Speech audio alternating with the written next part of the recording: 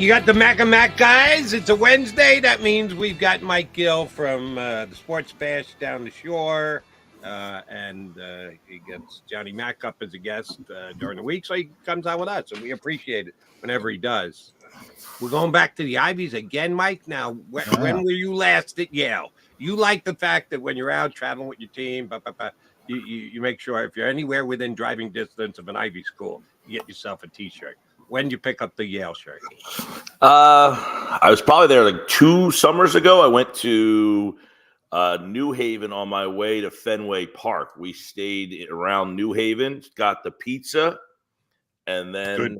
New Haven pizza is phenomenal. Yeah, went to Frank Pepe's on my way to Fenway. So my show gets off the air at 6. We left at 6:15.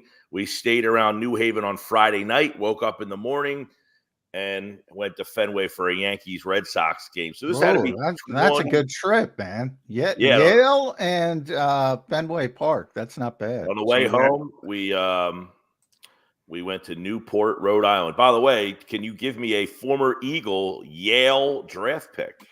Ooh. Yale draft pick. Not many of them. 33 players have played in the pros from Yale. By the way, former Bears coach Dick Duran is a Yale. Okay. Smart guy. Smart guys. Yeah. You got to give it to me. Who's the Yale draftee by going back to tight end John Spagnola. Oh, Spags, yeah. Actually, the Yale guy. I never knew that. Good one, Mike. And oh, by the way, I never would have made it to Yale to get a T-shirt and or the pizza place. Spags go ahead. Sorry. If I'm on 95 going that way, yeah, I'm going to just keep going to Mohegan Sun. You're not going to Mohegan Sun. Yeah. You're not going to get me to stop for pizza. And if I'm heading that direction on 95, I'm just going until I hit Mohegan. Speaking of, I believe because it's Eagles Cowboys week.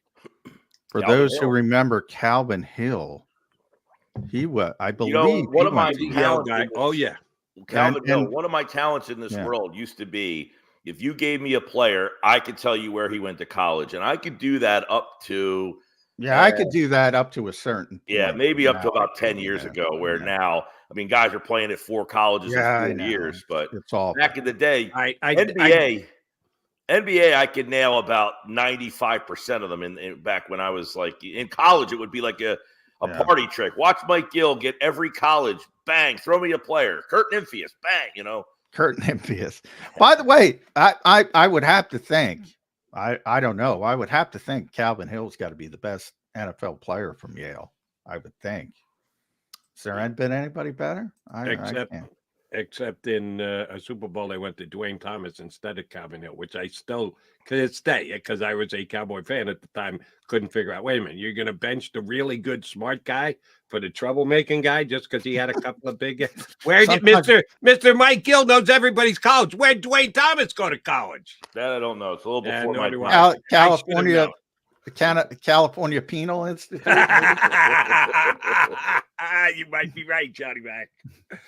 That's funny. All right, Mike Gill, you can chime in on this running back thing. And either I said something that John interpreted incorrectly or I said something incorrectly yesterday. Putting pass protection in with the ability to make big plays, in with ability to catch the ball, in with everything else. And Kenny Gainwell in a given game gets more snaps than DeAndre Swift. Knowing DeAndre Swift is a player who has a history of injury and the Eagles might be trying to protect him. Do you have a problem with a game that Kenny Gainwell gets more snaps, almost 25% more snaps than DeAndre Swift for the Eagles the rest of the way? Well, of course, if you're telling me he's got more snaps, you're not playing your best player. That's kind of the point I was trying to make all day yesterday. But does nobody bring in the blowout aspect of it? Well, I mean, in a game, though, it's interesting you bring that up. In a game where we're complaining that why did you leave the starters out on the field this whole time? The one guy he took off the field was maybe the one. Now, he got ripped. And, by the way, he didn't. That's, again, I got to do it with you, too. They're saying something, and then there's actual evidence. Kenny Gainwell was off the field. DeAndre Swift was on the field. And he got laid out with 2 minutes to play. So they didn't take DeAndre Swift off the field. It wasn't because, we got to protect DeAndre Swift. No, DeAndre Swift was out there, down by 3 touchdowns, and got laid out by Lenoir with 2 minutes to play. So the whole, they might have been protecting DeAndre Swift, except the evidence says they didn't. They put him back out there with 2 minutes ago, and he almost got killed. The entire running back situation all year has been somewhat perplexing to me. Gainwell, literally, I think I can remember one play all season when you were like, okay, he showed a little something there. He has been maybe the most disappointing guy, period. I mean, when they drafted him, you had a guy that played wide receiver in college. He wasn't really even a running back, or he was a running back that they converted to wide receiver because they had so much depth at running back that they had to get him on the field. This team has not used him in that capacity at all. He has no burst. He has no wiggle. He has nothing that this team can use to say, this is why we use him. Your guys' argument I heard, which was he's a better pass protector. By the way, I don't even know if he is. And at no point have I watched the game and said, that's why he's out there. That's where he shows his oats. He, to me, has given this team essentially nothing. He adds nothing. So if you're going to give a touch to somebody, you're taking away a touch from someone who can give you explosive plays. Now, I know you can't play Swift the whole time, but John, what you said is accurate. Boston Scott, in my mind, has more plus plays. Yeah. All right. Has more plus plays that I can recall than Kenny that's the thing. So here's what I'll ask you guys. If you insert, because I see it in the chat and everybody's like, Gainwell's trash. Gainwell's trash. They can't get past it. If you replace the name Kenny Gainwell with Boston Scott, who generally everybody likes, they don't get to see him as much, and he plays well against the Giants. And you have the same disproportionate snaps in a blowout game, and that's the key. In a blowout game where you're behind the whole game, and Boston has the same role as Kenny Gainwell. Does anybody make a peep? Does anybody make a peep? I would. Because if you're not playing DeAndre Swift more than any other back you have, I'm sorry, that's malfeasance. In a blowout game? It's weird that this week in a blowout game, down by 3 touchdowns, they had DeAndre Swift on the field, and he almost died.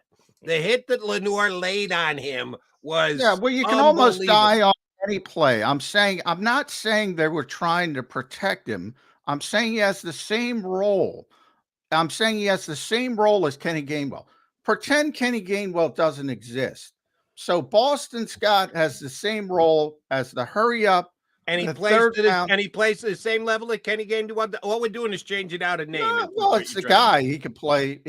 He's well liked. He's obviously if he plays at the same level of Kenny Gainwell, he's not going to be well John. Liked. So I'm talking about one of the reasons Scott, I think is well liked, is it's the classic case of whenever he gets the opportunity, he does his job and he does it well, generally. Which is, Jody, so let's assume like the John Mayberry Jr. Yeah. When John Mayberry Jr. gets a chance to play, he hits home runs. And then when he gets a big chance to play, he sucks. Stops hitting home runs, right? So Scott is in the role of when he plays randomly against the Giants all the time. Somebody seems to get hurt. He plays and scores 3 touchdowns.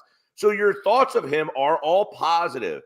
If he had the role that Gainwell had, which was extended time, you might see that he's not the player that you're seeing in limited time. Yeah. That we don't know because he never really gets that opportunity outside of when someone gets hurt, you're the guy. But when someone's not hurt, you're nothing. You are a complete the Eagles, and I've been saying it all year, and you know this, Jody. Hey, whisper, the Eagles are not very good at running back. They're not very good at running back because they don't value the position. I disagree with you. I think DeAndre Swift's been very good. See, at the beginning of this year, I said Eagle fans are going to overvalue DeAndre Swift based on what he did against you in game 1 last year. He is not that back, and the Eagles are telling you he is not that back. And part of the problem with him is, and they're trying to figure this out. I said this yesterday on my show. He has had monster games, but if you look at the carries, he can't sustain that over the course of the year. And the Eagles know that. So they are picking and choosing. He is way over his touch limit from last year, and his career high, he is way over right now. And his problem is he cannot stay healthy. He has had games where he has had 25 carries, and the Eagles are saying we cannot give him 25 carries a game. So they are trying to find a balance here. The problem is the guy they're trying to balance him in is giving you nothing. And there's a little bit that I have no problem with that argument. There are 59 running backs graded by PFF right now. 59. Guess where Kenny Gainwell is? No idea. 60. 59. He's last. 59. Now, guess where DeAndre Swift is? Probably not much higher. Oh, I'd say much higher. He's got to be in the top half. 47. Really? Yeah. Listen, I would have bet at top half. Yeah. Swift has had a couple of flash games and moments, but if you look at the whole pie, it's Minnesota, Tampa Bay. He played well against Buffalo. Not a lot in the middle of that chunk there where he really played well. I mean, he has a lot of games of under 4 yards a carry. They don't use him as a receiver at all. I mean, they got this guy, and everyone's excited. He's a Philly guy, and then he played against the Eagles late. We always remember what the guy does against your team. He had 150 yards against us last year in week 1, and you remember that. He didn't do that the rest of the year combined. I get that. I'm like, because we just saw the best running back in football. And it's unfair to compare anybody, but the same thing happened last year with Miles. If Miles is in Carolina, Miles is a disaster. On this team, he was great.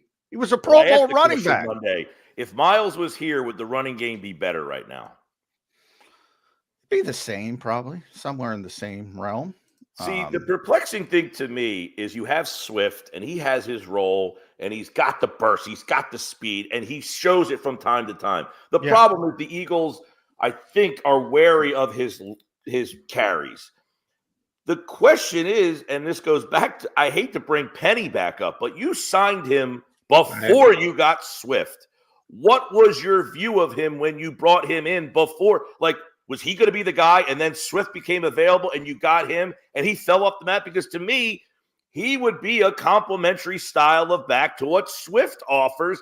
Gainwell is a similar type of back of what Swift offers, but lousier.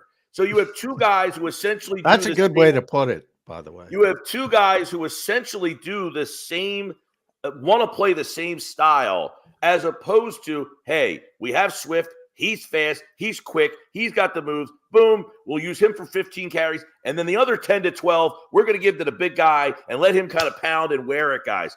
You're giving the complimentary touches to a non-complimentary talent. Yeah, but they think he is. And, John, you had the transcript early. If you still have it, I'd appreciate you punching it up real quick from what Brian he Johnson said yesterday made no sense. We have to have patience. What do you mean patience? You had 6 carries. What kind of patience is that? And 3 of your carries, 3 of your 6 came on the first drive of the game. About? Jason Kelce was very honest after the game. Now, Jason's very hard on himself and obviously hard on the offensive line as a whole because they're very good. He said flat out, no play caller in the world is going to keep running the football the way we were performing.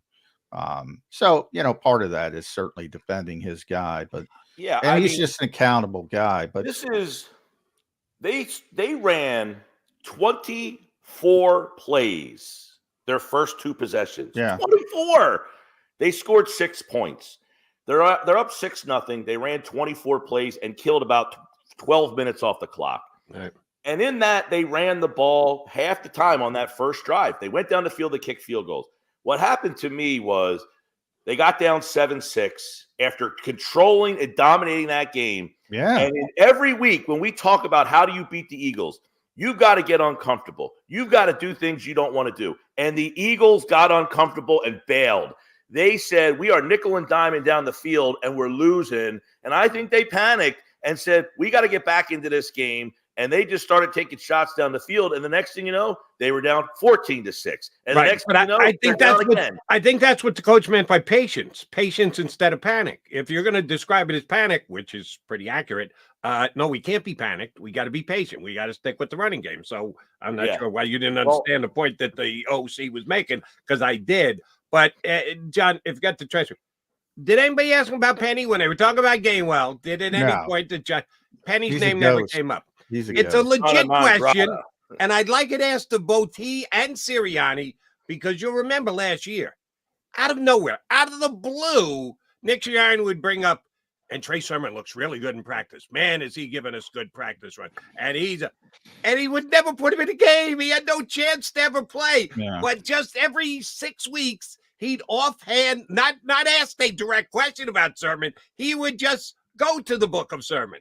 Has he done that once? No. Either the offensive coordinator or the coach referenced Rashad Penny out of the blue once this entire year? Not once. And then I'm at every single. Question. Why the hell did you sign this guy? Why did you bring him in? How friggin' bad has he been in practice that you can't even think about using him? I'm surprised he's still here. Question all the time, and I know it's, I'm not saying to John, you guys get like one question in these things, so I know most of the times it's, this is what I'm writing about. I got blah, blah, blah. But I would be much more understandable as the Penny situation if someone said, you know what, right now, he's not blocking. He doesn't have the speed. He doesn't have the burst. He's not the same player.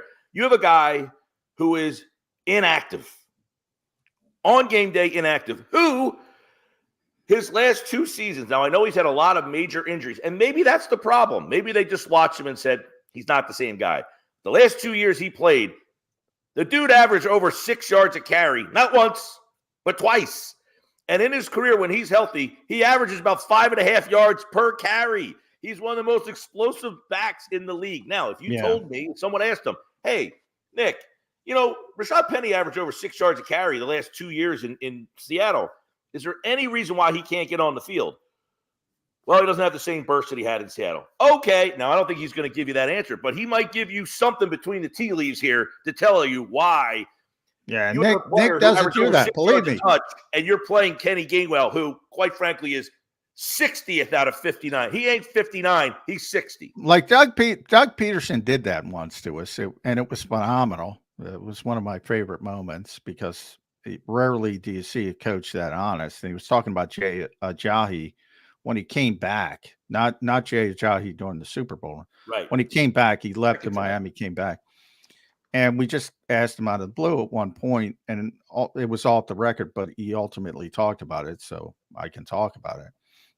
And he said, "He's got nothing left. There's nothing left." I think Nick would never do that. Nick would never do that, but actions speak louder than words. Yeah. I don't think he's got anything left. You're looking at Julio Jones. This guy's a first ballot Hall of Famer. Yeah. I don't know if he's got anything left. These guys don't stay. I tell Jody all the time, these guys don't stay in a stasis because Shaq Leonard was a 3-time All-Pro. You ain't getting the 3-time All-Pro. Hopefully you get something. Still mystifying to me. Yeah. The Shaq Leonard. We got to get, because we went over. I apologize again, but we got to get this to you at Mike Gill Show, ESPN, South Jersey, Sports Bash, David Carr yesterday. Now, I don't know what to think. I had to mute David Carr on my X. I don't know what to think of this. This is so ridiculous. I mean, Jalen Hurts is getting a bit of a pass. He had a bad game. Let's be honest. And we're not talking about it. And that's probably Jody and my faults as well. We're giving way too much talk about the running back, but the quarterback didn't play well. And the quarterback's far more important than freaking Kenny Gainwell or DeAndre Swift. And rewatching the game, there were a number of throws that were there, and he just didn't pull the trigger for whatever reason. I don't know if he didn't trust it, if he didn't trust Jack Stoll or Albert O, because these guys aren't playmakers. But there were throws to be made on a handful of occasions, and he's just holding on to the football, similar to what he was earlier in his career. Now, David Carr goes out and says he should be benched. for Marcus Mariota, of all people, assuming Marcus Mariota is going to process quick. That's not even his game, number one. Marcus isn't a pure pocket passer who's going to process quickly like Brock Purdy and get the football out on time. Now, we did mention the injuries as well, but from my perspective, he passed the concussion protocol. He ditched the sleeve after the bye on his knee. Everybody's banged up. Nobody should know that better than David Carr. He almost got killed in Houston. That's what ruined his career, evidently in bad, I don't know, bad takes. Still lingering concussion. Yeah. 20 years later. What do you make of this? Just hot take world or let me real? ask this question. Did you take it as he's saying Hurts isn't 100%? Yes. Sit him and rest him until he gets, because he's not going to ever be 100% if you keep playing him. I don't think he was saying bench him because Mariota's better. Right. I think what he was trying to say was, why don't you sit Hurts so he can get to 100%? But who's 100% in game 13? Nobody, probably. But I'm not defending the guy because I think, he's trying to, he's saying this in a way that makes it. But I think what he was trying to say poorly was, look, this guy's not 100%. You're seeing his play has tailed off a little bit. Why not play Mariota, who has won games in the NFL? And, I mean, quite frankly, you're playing the Giants, Arizona, and the Giants. No, he said this week. He didn't say, go beat Jalen. Go no. I know that, and then Jody. We'll pick it up. So I know that, but I think he was saying the only thing in question is this week. You can get to the Giants and the Cardinals when you get to the Giants. Well, let's pretend he's right and Jalen's not 100%. And you think Marcus Mariota gives you a better chance to beat Dallas than Jalen Hurts? No, and that's the problem. I think even Jalen right now playing, as you mentioned, I did not think I watched a lot of the all 22. Yeah, I mean, he had a terrible game in terms of what he saw on that field. It looked like he was playing backyard football, waving guys all over the place. It felt like he was waiting for stuff there that was just not. The people, the offensive line must have been looking around like, "Yo, what's going on back there? Like, deliver the football already." He did not play well. I think what Carr was trying to say was, if he's not 100% healthy, if you want to get him back to 100% healthy to have the best chance to win a Super Bowl, you might have to lose the battle to win the war, meaning you got to sit him for a couple of weeks, let him heal back up so that he goes, much like last year where he sat for 2 games, with that ankle problem, instead of trying to push it. Now he played that Giant game because they actually needed it. But I don't think they wanted to play him by the way, David Carr and Mike Gill, they need all the games from here until the end of the season. Yeah. As of right now, they need every game. Well, it could change, but as we sit here today, they need every game. So Marcus Mariota doesn't see the field unless Jalen Hurts' leg is in a cast. Okay, real quick. If they lose the game this week, they will still be in the lead in the division. And if they tie Dallas, they will win that tiebreaker at 14-3 and 14-3. If both teams win out, yes. If both teams win out the rest of it. Now, Dallas has a much more difficult schedule the rest of the way. They play Buffalo, Miami, Detroit. I forget where they play. Washington at the end? Yeah, Washington. Yeah, Washington. They play Buffalo, Miami, Detroit, Washington. Philadelphia will play Seattle, New York, Arizona, New York. So if you both win out there, you will win the division. The number 1 seed would be the one in peril. And San Francisco, they have Baltimore coming up. They have a game with Seattle at the end. So, by the way, I think this is a sneaky game for San Francisco because I think, you talk about trap games. Now, it is at home, but Seattle almost beat Dallas at home. Seattle's not a bad team. Seattle's interesting, and the Rams are starting to come on pretty strong here, and they're going to be playing for what's that? I'm not as big on the Rams, but they're playing they're going to be playing for a wild card berth. So, it's not the Rams team that the Eagles saw earlier in the season. This is a team that has been coming on, playing much better, and they're going to be in a wild card contention. So, it's going to be interesting. You're right, Jody. I mean, they're going to have to – if they lose this game to Dallas – right, you have no margin for error. And if you want to win the number 1 seed, you're probably going to need some help the rest of the way. Right. And you can't play for help from someone else. You can't do less. No, you're going to do less yourself and hope for somebody else to pick up the pieces for you. Sorry, David Carr. I get what he was saying about protecting players and get them to 100%. No, No, winning games, giving By the your way- best shot week in, week out with your best quarterback outweighs everything else at this stage. If you sit him for 2 games and he gets to 100%, he probably comes back in and gets banged up again. It's the NFL, David Carr. You got sacked 70 freaking times. You know. Well, you know, the Eagles last year, I don't think they wanted to play Jalen in that last game. But No, they didn't. had They to. didn't. No. They had So to. I think in their mind is, you know what, we would like to get this guy. Now, I don't think they're thinking about You'd that love at all. to in week 18. And Yeah, week they're not 17, thinking about that at all. But it'll be interesting if they win this game against Dallas. Now they'll have that little cushion in the division. Then Seattle next week.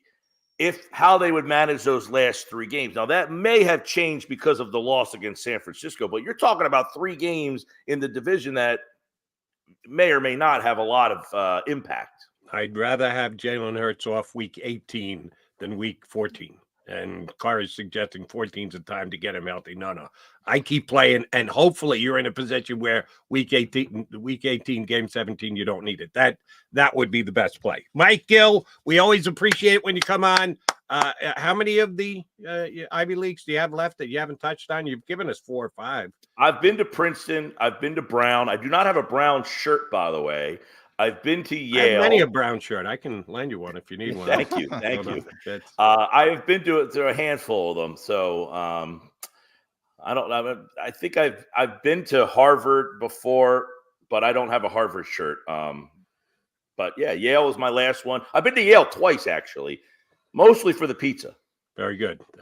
Just keep going to Mohegan Sun. I saw people in the chat. Frank Pepe's, he said he went to Modern. I've been to Sally's and I've been to Modern. And Modern and Frank's, yes, I would say pretty comparable. I'm more Frank's than I am Modern, for that guy in the chat there. All right. The Pizza Stylings of New Haven, Connecticut.